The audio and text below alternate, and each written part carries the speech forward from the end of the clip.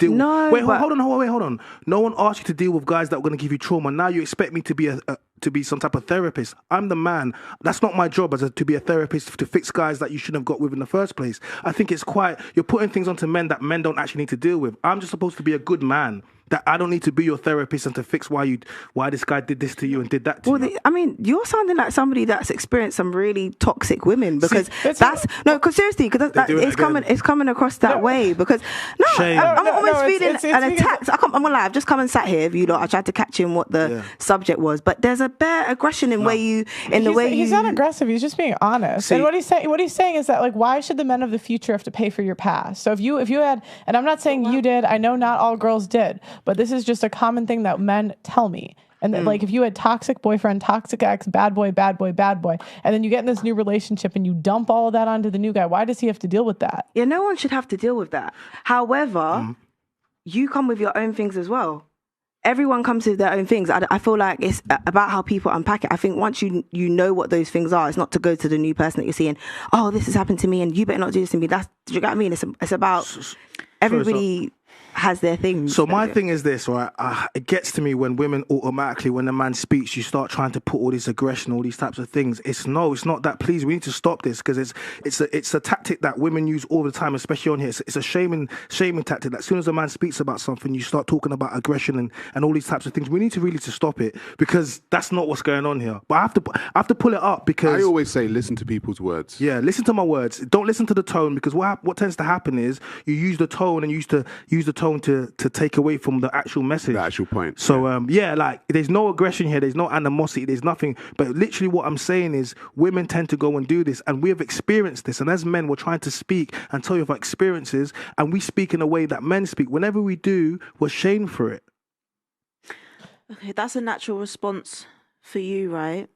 I think it's important, when you're talking about women that get run through by bad boys and whatnot, I think it's important to remember that there are women that choose those people. Like, I have a ex-friend and that was her thing. Like, she wants the hood boy, she wants the gangster, she wants the trapper. And then there's women that never see that part of them and fall in, become attracted to, like, the sensitivity that they may see in a man, but then he turns out to be a bad Emily, let me ask you. Women know. We know deep down. Like, I just don't buy it when girls say, "Oh, I was bamboozled one day." No, you weren't. Come on. Yeah, no, I let me ask you. When you said do sensitive guys attract women? Because you said that you were attracted to the sensitivity of a guy. Yeah. Do sensitive men attract women generally? Yeah. One day, me and you might actually sit down with my ex that I ended in court with. Oh, yeah. Oh, wow. Okay. Yeah, super, super, super abusive. It was horrible, and he turned out to be he's a lovely guy now. We're friends. But you're friends with an abuser? Yes, I am, because I'm a quality woman who understands, like, the trauma that people have been through and understand why certain things happen and help them to progress and stop perpetuating negative cycles. But anyway, I fell for him based on a fight that happened on a bus, and his care to the little boy and the old man that were, like, caught up in it is what made me look back and then start a conversation with him. Right. I had no idea he was a bad boy. He was a super, like, chubby Asian boy, like nerdy looking, whatever. Right.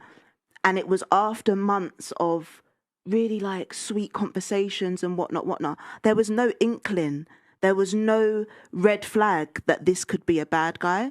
In fact, he turned out to be an abuser. There was plenty green flags, that would show me that he's a lovely, which is very common in abusive men.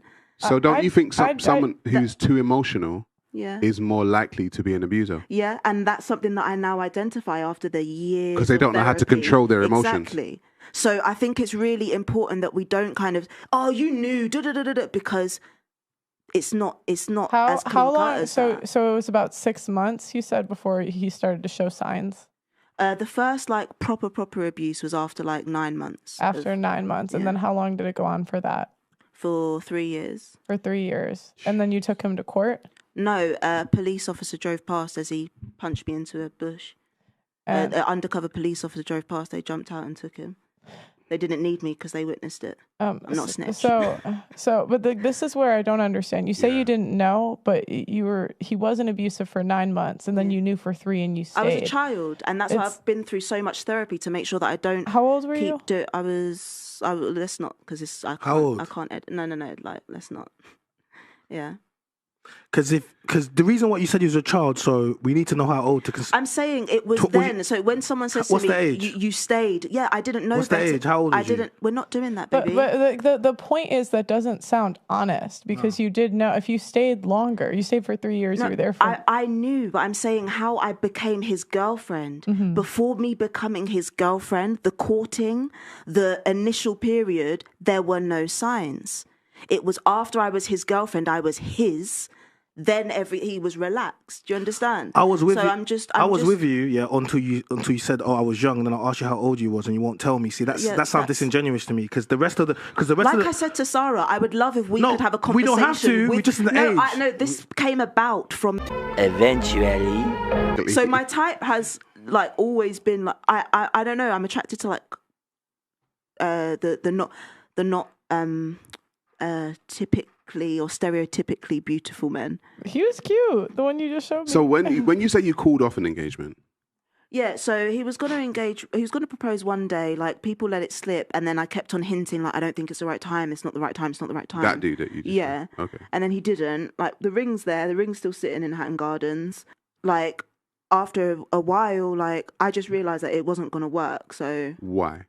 Because there's just too much going on. Right. Okay. Yeah, too much going on. Was he a good guy? He wasn't a good guy. So then why would you accept the ring then? It doesn't make any sense. I didn't accept the ring. That's what I'm saying. I called it off. I know. At the point of us going to like look at rings, I thought it would work. And then the realisation kicked in, so I didn't allow myself to... What you sound like to me is you sound like you've dated bad boys, you've been attracted to bad boys, not the ones that would take you down the aisle, and at some point you realise, actually, I need to change what I'm doing. Yeah, that's what I just said. Okay, so but initially you're given... So this is what women do, right? You spend your 20s to the point when you're in your 30s chasing the wrong types of men. Then once you get to your 30s, you realise, actually, I shouldn't be doing this, right? And you've been chasing after Chad and Tyrone, and then your options start to diminish. And at 30, you're like, okay, what the hell have I done? But in reality, there would be men, you're a pretty woman, there'd be men that would have taken you up, that would have happily done this, but you aired them, you literally did not see them. And the reason why you didn't... I was loyal to crap, yeah. No, but so... But so well, the thing like is... the whole that's very point. generalised though, isn't it? It's what women do. No, but it's like you're telling me stuff that I already know, so I'm letting you land. No, but she's agreeing. So basically, the reason why I'm saying this is because we've done this show, we speak to women. Like, if you use your 20s and you end up in your 30s and you do not have a man, you've had from at least 17, 18, you've had about 12 years for you to lock it down. If you didn't, it's not because you didn't meet any good men, it's because you literally outweighed your options, and now you end up at 30 years old, and now you're competing for women in their 20s with the men that you would want. So then, and this is what happens with men in their 30s and 40s, right? That is when they become more established. Mm-hmm. And that is when they become a little bit more attractive. Mm-hmm. Most millionaires don't become millionaires until they're like late 30s, early 40s, sometimes 45. And so the men that have watched the women, right? They've watched women curb them. I don't want him. He's a geek. He's a this. He's a that. I don't like him. They've watched that throughout their 20s, and then they've established themselves, and they're watching now the same women who didn't give them any time. Now, like, oh my God, I want those type of guys. And they're like, not me, love. Yeah. That's what they did. They're like, not me, because when it was time, when I was kind of showing you exactly who I was and being a good guy, and I could be a good guy, you wanted the thugs on the street that would get your door kicked in at 4 o'clock in the morning.